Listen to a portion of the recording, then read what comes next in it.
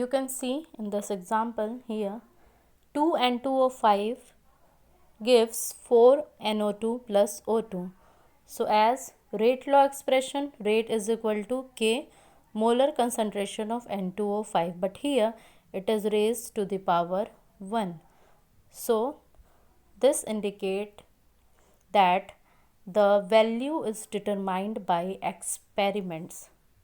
It is not totally about stoichiometry. It is based on experiments.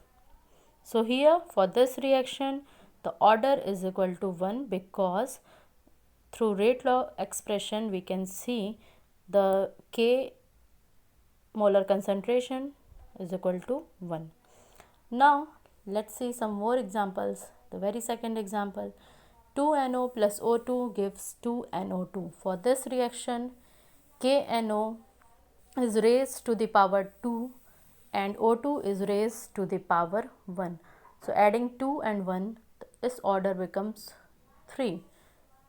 Okay, now for the third reaction, 2NO plus Cl2, it gives 2NoCl. For this reaction, rate is equal to K molar concentration of NO raised to the power 2 and molar concentration of Cl2 raised to the power 1. So 2 plus 1 is equal to 3. So for this reaction, order will be 3.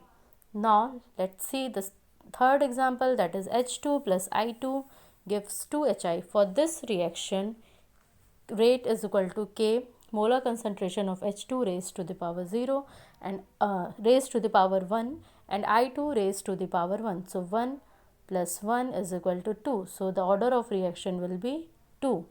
So this is all about order of reaction. Now let's talk about units. So in exam generally unit is asked that tell the unit of zero order of a reaction or first order of reaction or second order of reaction, whatever the question is there. So here there is a table which showing reactions of whichever order they follows. Here it expressed in numerical value and here unit is identified. So let's start. For the first zero order reaction, order that is 0, unit of rate constant will be mole liter inverse upon second into mole liter inverse raised to the power 0 here. Why? Because it follows zero order of reaction. So for this unit will be mole liter inverse second inverse.